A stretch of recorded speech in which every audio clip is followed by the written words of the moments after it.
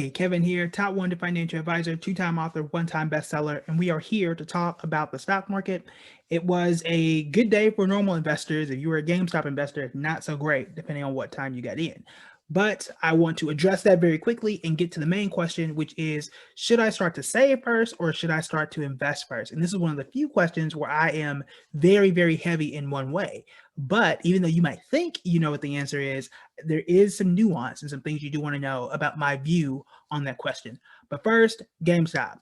This is the stuff I warn people about. If you got in very early, we're talking less than $100 a share, you're still up, you're still good for now. That's why I don't do risky stuff like that. I don't invest in stuff where all of a sudden, a week later, because we're talking January 27th, it was at what 347, I think was the highest it was. It closed at, and now it's $228 a share and still falling. It dropped 30% in one day. That ain't a place I'm trying to be. But my risk tolerance, it may be different than yours. But again, I like where I can just invest, close my eyes, wake up, and not have to worry about whether my company is bankrupt or not. That's why I invest in stuff like Apple and Square and all the stuff you see on public. That's just me though. All right. So if you got in, you make money, that's great. But this is the stuff I try to warn people about. And it's why I say, look, if you found out late, which is when the world found out, by the time it was on CNBC, by the time that it was in the Washington Post and all these places, it's already too late. And that's what I was afraid of, because a lot of new people hear about it. They get excited about it. People flood my site. People flood my email list, flood my inbox. Should I get in? Should I get in? And when they got in at $300 or $400 a share, now it's low. I'm like, well, maybe it'll come back, maybe it won't. I don't think it will.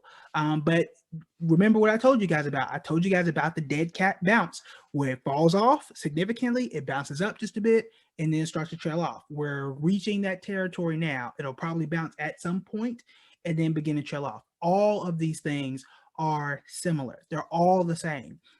Every year, it's one stock that people try and pump and hype up. It's always a company that is darn near bankrupt. Always. Again, I keep saying it. GameStop was one of those. It was a little different, but it still was not a good company. We all know that. Then it was Kodak, Tilray, not so much in the same area. We saw Carver Federal Bank last year. I already said Kodak. Hertz. Like it's always like this. It's always a terrible company. Nikola, right? Like they really didn't have that stuff together either. But it's always like that. So be careful. I'm not trying to become a millionaire overnight. I don't think most people should. It's too big of a risk, and most people cannot handle it and don't have the experience to know exactly when to get in and exactly when to get out. They end up holding the bag where they bought at 347 or $400 a share, whatever it was. Now it's 200, and they just hold it until it's back down to nothing, and they hope and pray that one day it'll come back to life. That ain't the place that you want to be. All right, so that out the way, let's go ahead and answer the question. All right, should you save first or should you invest? 100% of the time, it's one of the few times you ever hear me do this, 100% of the time, you want to save first. Now, most people would recommend that you want to have anywhere between 3 to 6 months of savings. Some people extend that and say you need to have a year's worth of savings before you start investing. I do not subscribe to that. I do think you need to have 3 to 6 months of savings. Yes, you need that, but I don't think you need the entire amount before you start investing. I would say at least 1 month of your rent or mortgage. You can get that, have it locked in, put in a separate savings account. Then you start investing while building your savings. You're doing both at the same time. Now, the reason why you want to have a savings is, number one, if you need the money, let's say you're investing on public and you're making some money, things are great, car breaks down, you need a new laptop, baby needs stuff, and you don't have a savings account, you got two options. You got the credit card, which puts you in debt, you probably don't want to do, or you can just sell some of your stock and use that. The problem is, number one, you are robbing yourself of the future. So if I am pulling my money out, my money's not growing. And the money that I could have made, I'm not going to get back. I pulled it out. And the price could continue shooting up, and that's it. I spent it on whatever I spent it on. So that's number one. Number two, if you picked a good stock and you sold, guess what? Taxes. So you definitely don't want to pull out, whether it's long-term or short-term. I don't care what it is. I would rather let my investments grow, and my savings allows me to do that. When I have an emergency, and they happen around this time last year, if y'all been around for a while, went to Atlanta when the world was open for the Battle of the Bands, and somebody broke into my rental car, stole my laptop, stole my son's baby bottle. I, I'm still mad about it to this day. But they stole my backpack that had all that stuff in there. His birth certificate, gone. My laptop, gone. All that stuff, gone. Still ain't found it to this day.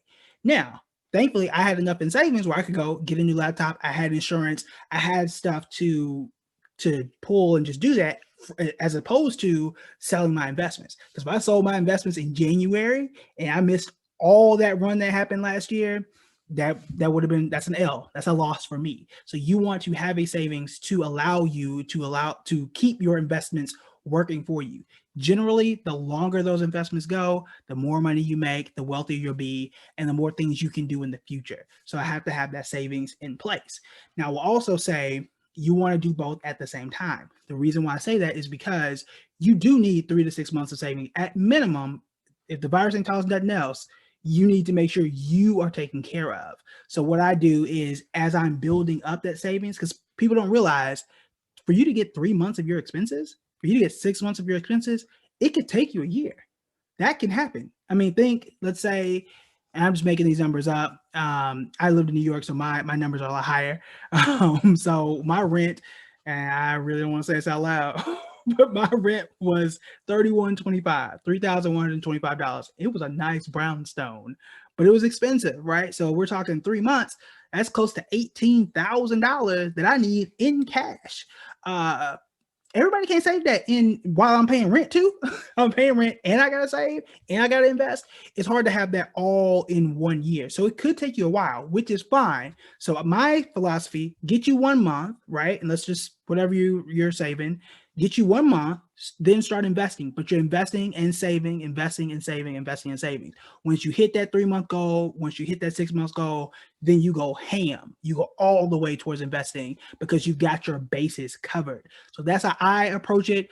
There are others who may approach it in a different way, but the main key is, worst case scenario, right? If I had my 18,000 and I lost my job and I was in New York City, I got 3 months to figure stuff out before I need to pull from my investments. I got 6 months to figure things out, to move, to break the lease, to sublease, whatever it is. That buys me time and it buys me comfort. And that's important, because what I don't want to do again, let's say I had 18,000 in Apple or whatever, right? Guess what? I'm going to need 18,000 or whatever number that is, but I'm going to get taxed on it. So maybe I'm making this number up.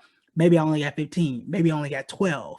Then I can use what's left over. Those taxes, if you're putting it in a retirement account, IRA, 401k, something like that, you are really going to be hit by that in most instances. So I don't want to pull from those because I'm going to get taxed. Sometimes I could get a penalty, and that's just not going to be helpful for me. I also don't want to take a loan for my 401k because that's not going to help me either.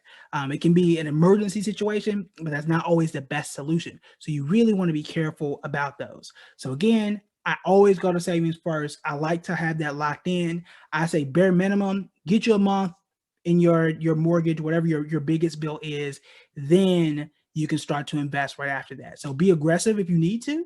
And then once you got that locked in, start doing both. Start doing both. You don't have to do one or the other. We pay water and electric, right? I pay Netflix and internet, right? So you don't have to only do one thing at a time. And it can be slow. It's okay.